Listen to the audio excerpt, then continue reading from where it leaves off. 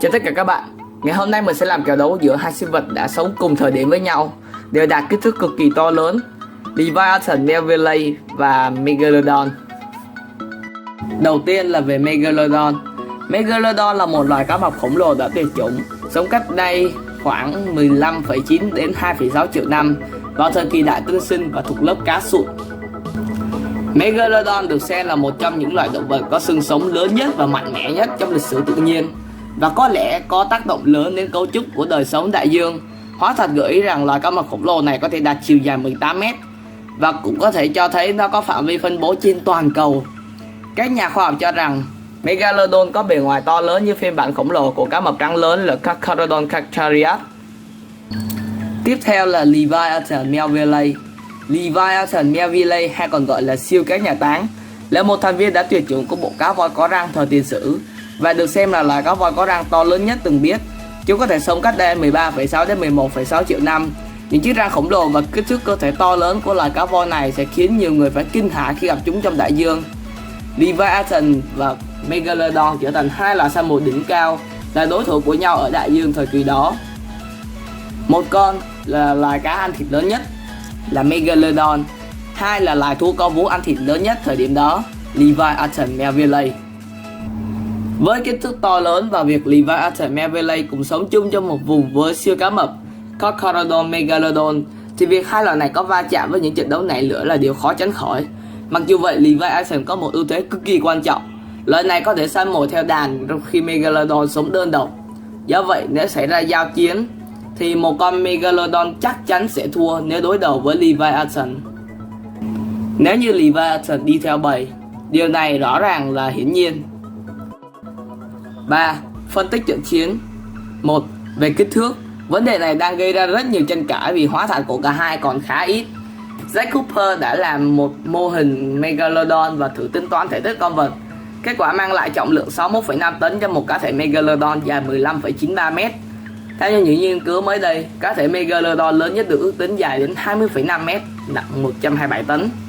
Mặc dù vậy thì theo những nghiên cứu mới nhất của Fishboy thì Megalodon lớn nhất nặng khoảng 106 tấn, và Jack Cooper cũng hoàn toàn ủng hộ điều này. Về phần Leviathan, Lambert và cộng sự năm 2010 đã ước tính mẫu holotype của Leviathan dài từ 13,5 đến 17,5 m. Nếu ta sử dụng Physister cho ước tính nhỏ nhất thì nhận được khối lượng 35 tấn. Nếu dùng Zygo Physister cho ước tính cao nhất ta nhận được khối lượng 57 tấn. Remo Physister sẽ mang lại khối lượng 60 đến 65 tấn. Tuy nhiên cả Remo Physister và Zygo Physister đều mảnh mai hơn so với Leviathan khi ở cùng chiều dài, nên ước tính dựa theo hai con vật này sẽ mang lại kết quả khá thấp hơn so với thực tế. Khi tính khoảng trung bình của hai ước tính ta nhận được khối lượng vào 50 tấn, chiều dài 15,5 m. Còn mới đây, cá thể Leviathan lớn nhất ước tính là dài 17,5 m và nặng đến 65 tấn. Rõ ràng là Leviathan nhỏ hơn rất nhiều so với Megalodon. Dù sao thì mặc dù Megalodon nhỏ hơn trong quá khứ, tuy nhiên hiện tại thì nó lớn hơn rất nhiều so với đối thủ của mình. Về tốc độ, Megalodon hiện vẫn chưa thể chắc chắn được nó nhanh bao nhiêu, nhưng với cơ thể to lớn hơn rất nhiều so với đối thủ của mình không nghĩ nó bơi nhanh bằng Leviathan. Theo như một số nguồn thông tin thì Leviathan có thể bơi với tốc độ là 32 km/h, còn Megalodon chưa chắc với tốc độ tối đa của nó bao nhiêu. Theo Jack Cooper ước tính thì vận tốc bơi thông thường của cá mập trắng là 8 km/h và vận tốc lớn nhất là 56 km/h. Megalodon thì được ước tính với vận tốc bơi thông thường là 6 km/h. Theo Jack Cooper thì Megalodon là một sinh vật bơi rất tốt và rất nhanh, nhưng mình vẫn có thể đánh giá là tốc độ của nó sẽ không bằng Leviathan. Vì thế Leviathan nhanh hơn. 3. Về thể lực. Về sức mạnh của cả hai thì Megalodon và Leviathan đều là ẩn số. Vì con mực của chúng thường là những sinh vật nhỏ hơn so với kích thước cơ thể của chúng. Tuy nhiên mình nghĩ nhờ kích thước to lớn hơn rất nhiều nên Megalodon sẽ vượt trội về thể lực so với Leviathan. Sức chịu đựng của nó là cực kỳ tốt. 4. Về khả năng chịu đòn. Leviathan là cá voi nên da của chúng rất dày và chắc hơn so với da của cá mập khi so với Megalodon. Tuy nhiên với kích thước to lớn hơn rất nhiều so với đối thủ, mật độ thịt cũng khủng hơn nhiều, nên chúng mới có cân nặng lớn hơn rất nhiều so với Leviathan, nên khả năng chịu đòn của chúng cũng không kém gì Leviathan. Ngoài ra, Cá mập được xem là loài động vật có khả năng hồi phục rất tốt. Chúng vẫn có thể chiến đấu tiếp mặc dù cơ thể bị thương khá nặng. Có nghĩa là tuy lớp da của Megalodon dễ bị tổn thương hơn, nhưng Megalodon lại bền bỉ hơn nhiều, nên ở mặt này Megalodon trội hơn so với Leviathan. 5. Về lực hàm. Theo như một số nguồn thông tin thì lực cắn của Leviathan được ước tính là 21.000 psi, còn Megalodon là 38.000 psi. Rõ ràng lực cắn của Megalodon mạnh hơn. Nó có thể tóm lại là Megalodon là sinh vật có lực cắn mạnh nhất trên trái đất tính đến thời điểm hiện tại. 6. Về trí thông minh. Megalodon được xem là loại động vật có chiến thuật săn mồi rất tốt. Chúng biết cách cắn vào đuôi và vây của loài cá voi để giảm tốc độ của chúng. Còn Leviathan với trí tuệ của loài động vật có vú, Leviathan có thể sử dụng nhiều chiến thuật săn mồi khác nhau và chúng biết phối hợp với bầy đàn rất tốt, nên Leviathan hơn ở mặt này. 7. Về cách thức săn mồi. Leviathan sử dụng đầu như một chiếc búa hút thẳng vào con mồi khiến con mồi choáng váng. Sau đó chúng dùng hàm cắn xé con mồi để ăn thịt. Tuy nhiên đối với những con mồi nhỏ, chúng có thể dùng hàm kết liễu con mồi ngay lập tức. Còn Megalodon, chúng săn mồi bằng cách cắn vào vây đuôi để con mồi không thể bơi lội, tương tự cách mà những con cá màu trắng ngày nay thường sử dụng để săn những cá voi lưng gù to lớn hơn đó rất nhiều. Còn đối với những con mồi nhỏ hơn thì Megalodon có thể sử dụng bộ hàm khổng lồ của mình để cắn chết luôn đối thủ. Megalodon cũng dễ hút vào cơ thể của những con cá voi to lớn hơn chúng. Vì thế cả hai đều có chiến thuật săn mồi như nhau nên cả hai hòa nhau. 8.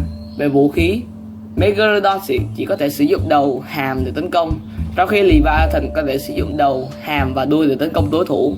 Mặc dù vậy thì vũ khí của Megalodon tuy ít hơn một chút nhưng lại có sát thương mạnh hơn rất nhiều, đơn giản vì nó to lớn hơn. 9. Về kỹ năng chiến đấu. Do là loài săn mồi đơn độc nên Megalodon thường có kỹ năng và kinh nghiệm chiến đấu tốt hơn so với Leviathan. Mặc dù cả hai đều sống trong cùng thời kỳ nhưng Leviathan lại sống theo bầy để tồn tại, trong khi đó Megalodon lại sống đơn độc và trở thành kẻ săn mồi đỉnh cao trong thời kỳ đó bằng cách sống một mình, thì phải đòi hỏi kỹ năng và kinh nghiệm chiến đấu cao hơn. Tổng kết lại, ta có 9 tiêu chí, trong đó Megalodon ăn 4 tiêu chí, Leviathan ăn 3 tiêu chí và 2 tiêu chí hòa nhau. Và theo mình thì kích thước, sức mạnh và kỹ năng chiến đấu là yếu tố quan trọng nhất và là yếu tố quyết định tất cả, khi cả hai có những điểm mạnh và điểm yếu khác nhau. Rõ ràng ta thấy là Megalodon lớn hơn rất nhiều so với Leviathan. Các tàu tấn công của nó cũng sẽ tỷ lệ thuận theo kích thước của nó. Lực hàm của nó cũng mạnh hơn nữa, và vì thế nên là các tàu tấn công của nó sẽ uy lực hơn. Nếu cả hai đều ra đòn cùng một lúc thì kẻ đau đớn hơn chắc chắn sẽ là Leviathan Melvillei. Hai lợi thế của Leviathan Melvillei là tốc độ, trí thông minh và phương thức tấn công thì cũng sẽ không ảnh hưởng nhiều đến Megalodon. Megalodon có thể lực và sức chịu đựng bền bỉ hơn nó nhiều, chưa kể sát thương cao hơn, kích thước to lớn hơn, ra đòn mạnh hơn. Vậy nên tỷ lệ thắng của Megalodon sẽ là 90% và của Leviathan sẽ là 10%. Đơn giản vì Megalodon quá to, thậm chí là to gần gấp đôi so với Leviathan, nên Leviathan khó có thể chiến đấu và làm cho Megalodon bị thương nghiêm trọng bằng hàm và đầu. Nhưng Leviathan có tốc độ nhanh hơn một tí nên Megalodon cũng sẽ hơi khó mà cắn chúng hơn. Vả lại Megalodon bơi bằng đường thẳng. Mặc dù vậy thì trận chiến này rõ ràng là nghiêng kèo hẳn về Megalodon. Video của mình đến đây là hết. Cảm ơn các bạn đã quan tâm theo dõi. Xin chào và hẹn gặp lại.